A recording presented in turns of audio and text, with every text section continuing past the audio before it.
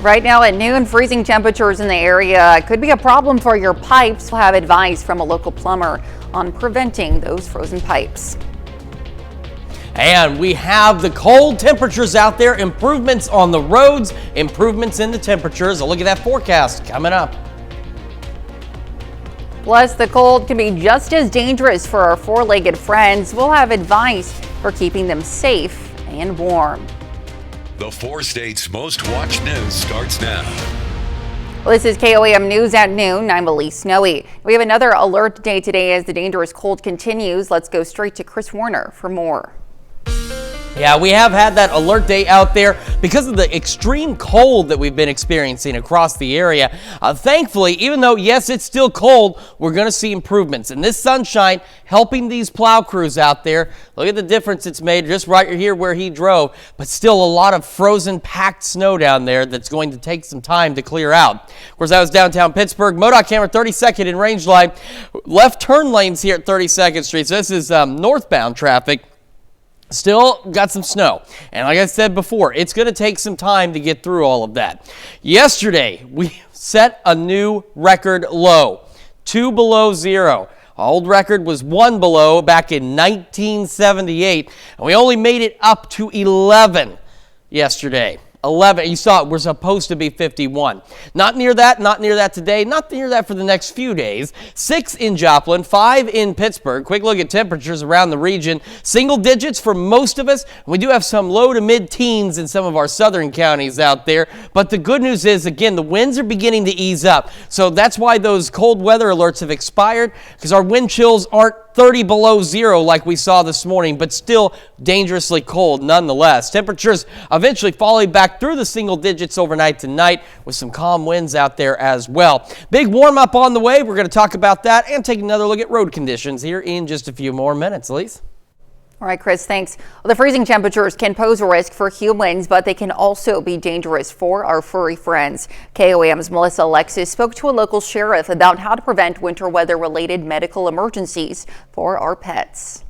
Cold weather, especially when you have pets outside. As we bundle up to brave the low temperatures lately, it's important to remember our four-legged friends. To get them out of the wind, out of the cold, provide plenty of bedding for them to keep warm. In the midst of the freezing temperatures, the Joplin Humane Society made a post alerting people that when the temperature drops below freezing, pets should only be exposed to these temperatures for 15 to 30 minutes at a time. Also, the Labette County Sheriff says keeping them inside can keep them safe. This is don't keep them outside if they don't have to be. You know, take them inside because, with these temperatures, they will get cold a lot quicker, and there's always a chance that, they could freeze. The Joplin Humane Society also points out that pets that are either very old, very young, or have short fur are even more susceptible to the dangers of the cold weather, like hypothermia. The sheriff also says dogs that aren't used to the freezing temps are better off staying inside where it's warm. Double coat dogs that are used to cold weather, that's much different than one that's been in the house and you leave it outside. Or where we live, I would say they need to bring them in because they're not exposed to cold weather temperatures year round like they are up in the northern Arctic part. And he wants to remind people that dehydration isn't only a risk to pets in the summer. It can be a big risk during the winter weather, so it's best to make sure your pet's water bowl hasn't frozen over. Get dehydrated. You need to make sure that they have fresh water, that there's no ice on it, and make sure they have plenty of food. They need the food to keep the energy up, to burn calories, to keep them warm. And he says heated water bowls can help ice from building up in the water bowls. I'm Melissa Alexis reporting. Well, the Joplin Humane Society says some signs of hypothermia in pets include lethargy, difficulty walking, and low heart rate. Local plumbers are getting calls about frozen pipes. Now, these frozen pipes can leave you without water entirely and lead to costly repairs. In response, experts urge homeowners to take action now to prevent these issues and avoid major damage down the line. So the cold's going to find a way in if there is a way in. That's why insulation is so important, and keeping the draft out of areas, keeping areas that have plumbing airtight is really important. Thing I would caution anyone that has frozen pipes is putting too much of a heating source, trying to thaw them out. That can cause a house fire. Now, even if you don't see the damage right away, you might once the temperature rises, so you don't want to wait to take precautions. Well, one group of workers who don't let a little thing like snow stand in their way is the United States Postal Service. Postal workers made their usual rounds yesterday to 4 state communities, pretty much like they do every day. Now, for them, the guarantee of service is a point of price and a bond of trust. Well, despite the extremely cold temps, sledding enthusiasts took to the snow-packed hills across the 4 states yesterday. Now, our Skyview drone captured some of them sledding in Webb City at King Jack Park. Now, if you do decide to venture out into the dangerous cold, please be careful.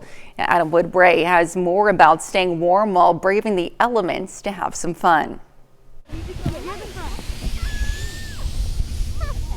We've been out here now for almost an hour. This is the first year we actually came out here to this hill. We've always heard about it and had to go check it out, and it's been a blast so far. This is awesome! The frigid winter temperatures may be hitting the Ozarks, but these sledders weren't about to let a good snowy hill go to waste. It's like super really fun and kind of terrifying when you flip. It's really fun. I love it. I love sledding. And they all agree it's cold out, but they came prepared. Well, it's a little cold, but you just have to put on a bunch of layers. But yeah, it's pretty cold. I'm pretty layered up. The hands get a little cold sometimes. That's why I brought the gloves too, but he's the one that's having fun, and that's all that matters. In this bitter cold, and with even cooler days in the forecast, having those warm layers are even more important. When the temperature falls below 31 degrees, the American Red Cross says to limit your time outside. Take a break and go inside every 20 to 30 minutes. But when it drops below 13 degrees, it's best to stay inside if you can, as frostbite can quickly set in. And if you do go out, remember to wear those warm, extra layers. Well, and if you kids weren't out here sledding today, what would you be doing instead? Playing outside. Still playing outside, okay. Yeah. But these families all say they were dressed warmly so they could all enjoy the snow while it lasts. Welcome to Missouri, because next week is going to be 60s and above.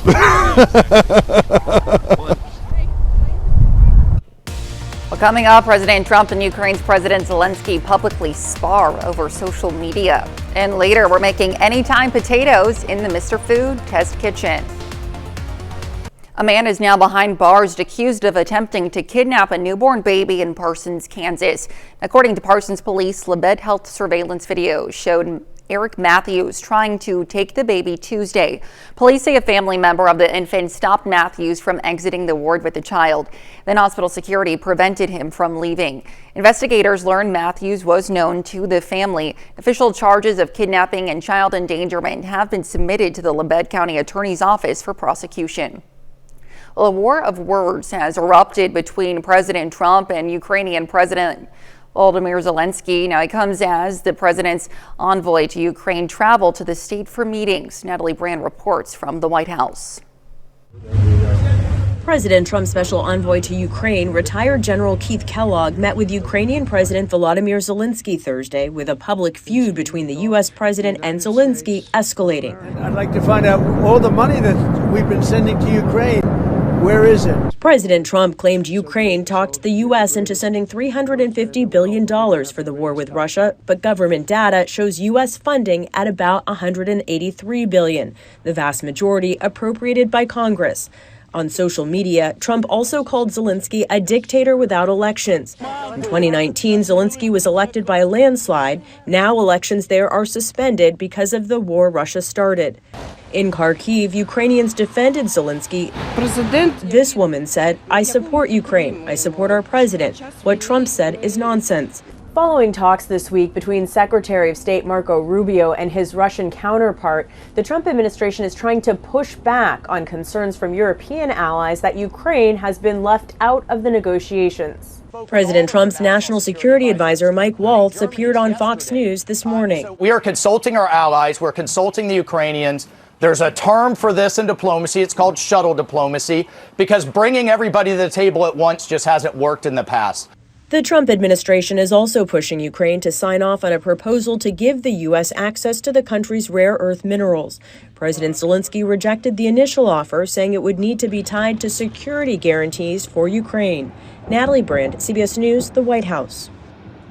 The Associated Press reports a planned news conference after talks between Zelensky and President Trump's Ukraine envoy was canceled. A Ukrainian spokesman says the change was requested by the U.S. side. And still to come on KOAM News at noon, Mr. Food. If you're looking for the perfect side dish, look no more. We've got it, and it goes with just about everything. And we are eventually going to warm up and get nice temperatures. Who's ready for spring? I know I am. I'll look at your full forecast when we come back. Welcome back to the KOAM News at noon. We are continuing to see improving road conditions, even just some sunlight. It's definitely going to help because we can get that radiant heat out there. However, as road conditions improve, we do have a traffic alert that we need to tell you about right now. That's along I-44 approaching the Oklahoma-Missouri state line. So this is from Rangeline, the camera at I-44 and Rangeline, exit 8, looking back to the west. Now, we can see it's difficult to tell, but there's a crane. It appears there has been a truck possibly slide off. There's been some kind of accident at this location. So we're talking, if these are the exit ramps, we're not that far off. So the lanes closed, traffic is backed up. So if you are heading out on I-44 and you're heading westbound on I-44 from Rangeline or from points further east, you need to be prepared to slow down. Watch out, because there is an incident here and it is causing traffic to back up significantly out there. Again, though, the road conditions greatly improving. Still some slushy spots, but man, this is already looking a lot better than it did this morning. We can see a lot more of the road out there in downtown Pittsburgh. So we'll check the road conditions. That blue, that dark blue there, or that whatever color blue you want to call it, that is clear, and that is fantastic. Still around Mound City, Garnett, we do have some partially covered roadways and back into Cherokee County and parts of Montgomery County. But this green indicates wet pavement or seasonal conditions is what KDOT calls it. So still some slick spots, but not that severe, not like what we've been seeing, but the partially covered are the areas you still want to watch out for more intense slick spots. We go to the Missouri side of things, and we've still got some partly covered roadways around Nevada, the Joplin metro area. Of course, they're working on all of that. Highway 60, now US 60 coming out of Oklahoma all the way through Monette is still listed as partly covered. A lot of our southern counties is where the partly covered roadways are, so definitely keep that in mind as well as you're traveling. For the rest of today, though, not a lot of warming taking place. Our southern counties a bit warmer, maybe some upper teens down there. The rest of us right around the mid-teens. But the thing is with those cold weather advisories and such expiring, what we've run into is a good situation in that the winds are easing up. That's why they're being allowed to expire. It doesn't mean that our temperatures are going to suddenly jump, although that'd be nice. What it means is at 14 degrees, our wind chill might be 12 or 13. It's not going to be 20 or 30 below zero. So it's still cold, still dangerously cold, but not as bad as it had been. We'll have partly cloudy skies overnight tonight and a mix of partly to mostly cloudy skies for us on our Friday, but temperatures will start warming, still well below average. Remember, our average about 50, 51, still well below that, but we are on our way to much warmer weather. Unlike this, though. Mid-teens, north breeze, again 5 to 10, but that's easing up, so this wind chill situation will no longer be a concern the further we go into the afternoon. Still bitterly cold tonight, single digits, partly cloudy skies out there, and as we look down the road into tomorrow, getting upper 20s. So slow improvements, winds initially out of the south in the morning, very light winds, thankfully, and then they'll be calm as we head into the afternoon. Take a look down the road here. We have almost 10-degree increments as we go from today, tomorrow, Saturday, Sunday, and the Monday. So upper 20s tomorrow, upper 30s Saturday, upper 40s on Sunday, upper 50s, low 60s by Monday. You know, a rare phrase you don't say a lot here. Can't wait for Monday. Monday can't get here fast enough. We've got some very nice spring-like weather for the last week of February. Saturday, March 1st. It's not spring, of course, but it's getting into the spring season, looking pretty good. Maybe some rain chances out there as well. Yeah. Maybe wash your car off a little, wash the roadways off for sure. Wouldn't that be nice? All right, Chris, thanks. Well, stick around. We're making anytime potatoes in the Mr. Food Test Kitchen. We'll be right back. Well, today's Mr. Food recipe is the perfect potato casserole for any occasion. Howard is making anytime potatoes in the Mr. Food Test Kitchen. When it comes to dinner, whether you're just throwing something together during the week or you're planning on fussing all weekend long, you want to make sure you have a good go-along to round out the meal. So when we came up with this creamy potato casserole, which is fast and fancy, I knew I needed to share it with you. We start by mixing a can of cream of chicken soup with a bit of butter. Now, we add some sour cream and a few off-the-shelf spices. After it's mixed well, we add some frozen hash brown potatoes that we've thawed, and we toss everything together, making sure the potatoes are well coated. This goes into a baking dish, and for the part that really makes it stand out, we top it with a mixture of seasoned breadcrumbs mixed with a bit of Parmesan cheese. Now we'll pop this into the oven until it's heated through and the topping is golden and crispy. And whether you serve this with a burger or roast pork, you can't go wrong. It's creamy, it's satisfying, and it goes with everything. To get the recipe for our anytime potatoes, simply visit our website. I know you'll be glad you did. I'm Howard in the Mr. Food Test Kitchen, where today we found an amazing anytime way for you to say, ooh, it's so good, with Callie. You can find the recipe on KOAMnewsnow.com. Now here's a look at the 4-state market prices. All right, a quick reminder of that traffic alert. If you are traveling westbound on I-44 from about the Range Line exit west, you can see a crane off in the distance, some kind of incident there on the highway. So traffic is backed up. So if you're planning on that route for your lunch hour, you might want to take a different one. We're going to start warming up slowly but surely as we head into the weekend, and spring-like weather by next week, upper 50s, low 60s. Like I said, Monday can't get here soon enough.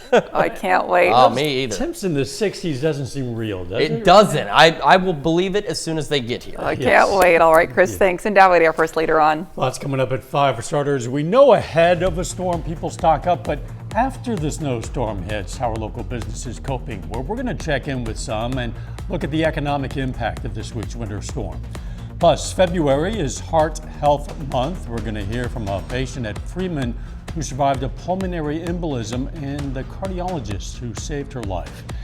And Northeast Oklahoma residents can weigh in the flooding impacts in Miami and throughout Ottawa County at a public meeting happening tonight. Hope you join us for those stories. A lot more. It's coming up on KOAM News at 5. Absolutely. Thank you, Dan. That's the news for now. Thank you for joining us. Have a great rest of your day.